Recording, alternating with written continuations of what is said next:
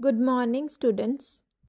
This is video 37, part 3 for chapter Metals and Non-Metals of class 7, topic Metalloids and Alloys. Metalloids, also called as semimetals, and these are the elements with properties intermediate between those of metals and non-metals. Means their properties lie in between metals and non-metals.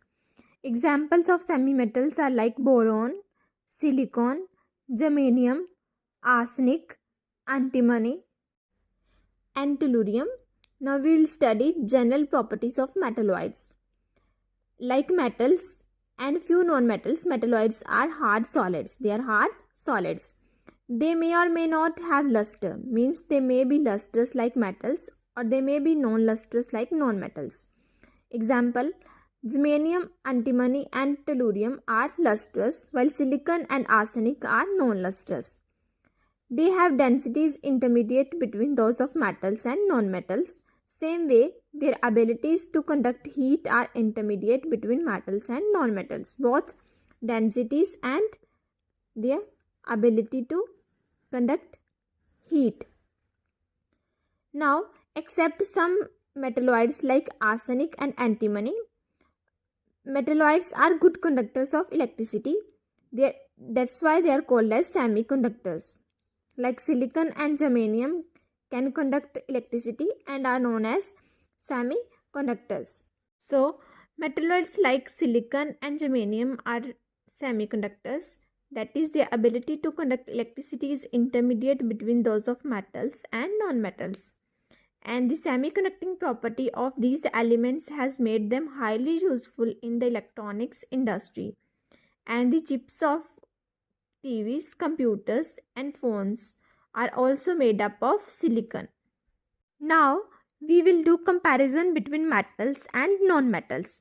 And first property, if we talk about state, then all metals are solid in nature except one, that is mercury, which is liquid in nature. Non-metals, 12 are solids, 1 is liquid and 11 are gases. Luster means shining. Metals are lustrous, non-metals are non-lustrous except two non-metals, graphite and iodine. Then density, metals high density, non-metals usually have low density. Tensile strength, metals have high tensile strength except sodium and potassium because they are soft metals. Non-metals, low tensile strength except one, that is diamond. Malleability means they can be bitten into sheets.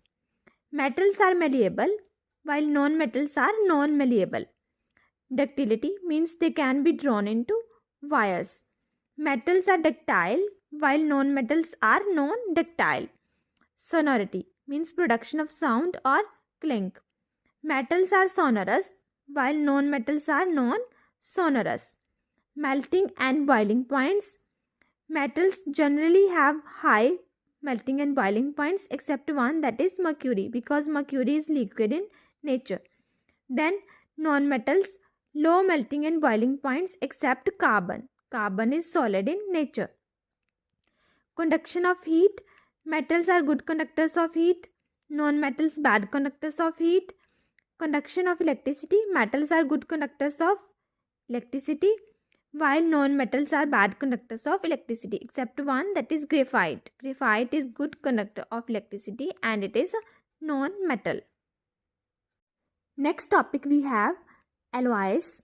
See the definition. A solid solution that is homogeneous mixture of metal with other metal or non-metal known as alloy. Examples like steel and brass. Steel is alloy of iron, manganese and carbon. See, both iron and manganese are metals and this is non-metal. So it is an alloy of metal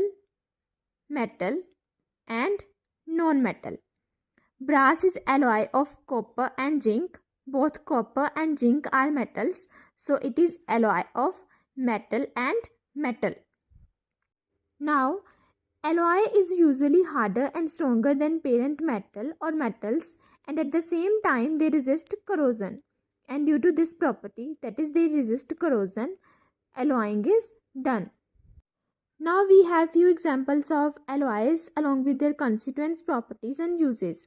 Steel, alloy of iron, carbon and manganese, and is hard and strong, used for making railway tracks, coaches, locomotives. Locomotives are vehicles used to pull trains. Then ships, bridges and buildings. Stainless steel. Stainless steel means steel plus chromium and nickel. Is also hard, strong and rust proof, used for making utensils, cutlery and walls. Then manganese is also steel containing manganese and is hard and strong, used for making railway tracks. Then brass, a mixture of copper and zinc, and is tough and corrosion resistant, used for making utensils, bullets, reeds, strings of musical instruments. Then bronze. Bronze is made up of copper and tin, means mixture of copper and tin, and is also hard and corrosion resistant, and is used for making statues and medals. Gold alloys. Pure gold is soft and is therefore not suitable for making jewelry. So it is made harder and stronger by alloying with silver or copper or both. The alloy is still malleable, means still it can be bitten into sheets. Next we have amalgams. Alloys of mercury are called amalgams.